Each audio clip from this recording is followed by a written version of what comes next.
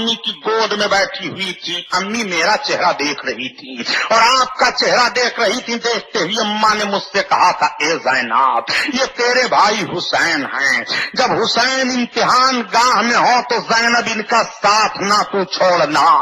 زینب تیرا بھائی شہید کیا جائے گا، زینب تو اپنے بھائی کے ساتھ ساتھ رہے گی، وعدہ کر لے، میں نے امی سے وعدہ کیا تھا، اے امی میں اپنے بھائی کا ساتھ نہیں چھوڑوں گی۔ اے بھائی جان مجھے وہی وعدہ یاد آ رہا ہے، مجھے علم ہے کہ سویرے سویرے آپ کی گردن پر تلوار چلے گی، دشمن آپ کی گردن پر تلوار پھیریں گے، اس لیے میں نے گردن کا بوسہ لیا ہے، اس لیے میں چوم رہی ہوں۔ بھائی آپ نے میری کلائی کیوں چومی تھی؟ امام علی مقام کہتے ہیں، اے بہن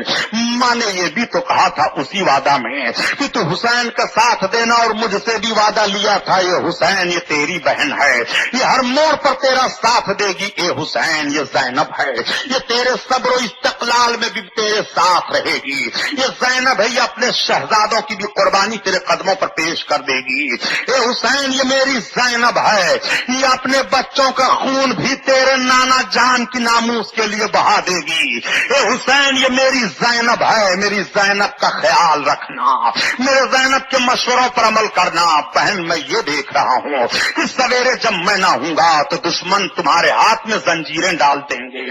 زنجیروں کی کڑیاں میرے بہن کے ہاتھ میں ہوں گی، کاش اس وقت حسین ہوتا تو ایک ایک کی گردن تلوار سے جدا کرتا، مگر ایک بہن جب تمہارے ہاتھوں میں بیڑیاں ڈالی جائیں گی، زنجیریں ڈالی جائیں گی بہن، اور تمہارے سر سے تمہارا دوپٹہ چھیلا جائے گا تو تمہارے بھائی کے جسموں پر گھوڑے دوڑ چکے ہوں گے۔ اے زینب وہ منظر دیکھ رہا ہوں، بھائی اور بہن دونوں رو رہے ہیں، دونوں کی ہسکیاں بچ رہی ہیں، رات رونے کے لیے بھی ہے، عبادت کرنے کے لیے بھی ہے۔ مسلمانوں ذرا امام حسین کے قتل کا فرق سمجھو اور دنیا کا معاملہ سمجھو، یہ دنیا ہے جو تباہ کر رہی ہے، یہ دنیا ہے جو آبرو لوٹ رہی ہے، یہ دنیا ہے جو آخرت کو برباد کر رہی ہے، یہ دنیا ہے جو خون حسین میں اپنے ہاتھ کو رنگ کر کے ان سب کی عاقبت کو برباد کر دیا ہے۔ آؤ ذرا دیکھو امام علی مقام اب حضرت شہربانوں کو تسلی دے رہے ہیں، حضرت ام رباب کو تسلی دے رہے ہیں، لیلا کو تسلی دے رہے ہیں، سارے لوگوں کو تسلی دینے کے بعد امام علی مقام رضی اللہ تعالیٰ عنہ تھوڑی دیر کے لیے ٹیک لگاتے ہیں، جیسے اونگ آتی ہے تو دیکھ رہے ہیں کہ نبی کونین تشریف لائے ہیں، نانا حضور تشریف لائے ہیں، میری زلفوں میں اپنی انگلیاں کر رہے ہیں اور میرے چہرے پر اپنا ہاتھ پھیر کر کے میرے لیے دعا مانگ رہے ہیں، اللہم آتل حسین صبر اجرا، ہے اللہ میرے حسین کو صبر عطا فرما دے، میرے حسین کو اجر عطا فرما دے۔ نانا کا مقدس ہاتھ لگنا تھا نواز رسول کے چہرے پر کہ دل کی کلیاں کھل جاتی ہیں، حسرتیں ٹوٹی ہوئی تھی سب بڑھ جاتی ہیں، دل گھبرا رہا تھا اطمینان حاصل ہو جاتا ہے۔ نبی کا ہاتھ چہرے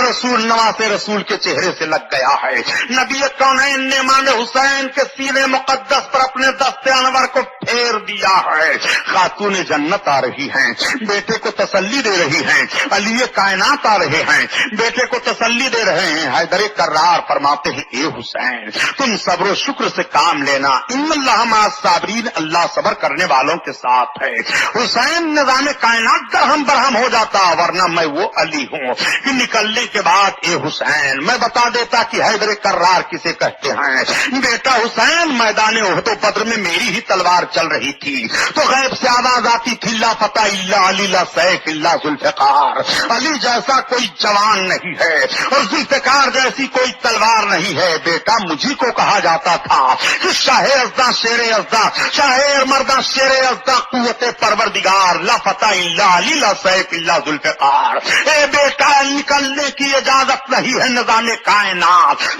درہم برہم ہو جائے گا، ورنہ کربلا کی ریت کو علی الٹ پلٹ کر کے رکھ دیتا۔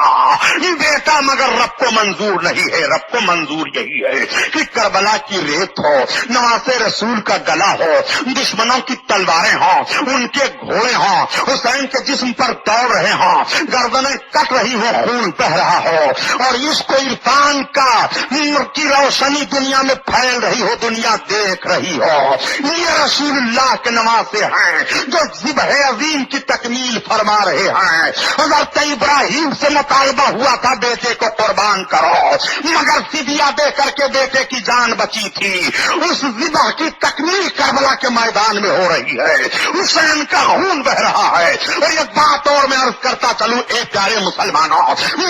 میدان بنا میں حضرت اسماعیل علیہ السلام کی قربانی پیش کی گئی ہے، اور نبوی شان و شوکت کے مطابق حضرت اسماعیل کی قربانی بارگاہ عزتی میں قبول ہے، مگر حضرت اسماعیل کی گردن نہیں کٹی ہے، ان کا جسم نہیں تڑپا ہے، مینا میں ان کا خون نہیں بہا ہے، ان کے جسم پر گھوڑے نہیں دوڑے ہیں۔ اگر مینا کے میدان کی قربانی قیامت تک بھلائی نہیں جا سکتی ہے تو کربلا کے میدان میں نماز رسول کی قربانی کیسے بھلائی جائے گی؟ مینا کے میدان میں تو جسم نہیں کٹا ہے، مگر کربلا کے میدان میں گردن کٹی ہے، کربلا کے میدان میں گھوڑے دوڑے ہیں، کربلا کے میدان میں جوانی قربان ہوئی ہے، کربلا کے میدان میں عباس کے بازو کٹے ہیں، کربلا کے میدان میں خیمے چلے ہیں، کربلا کے میدان میں شہزاد گانی رسول کے ان چہروں سے چادریں چھینی گئی ہے، اور فاطمہ کی دعائیوں کے ہاتھوں میں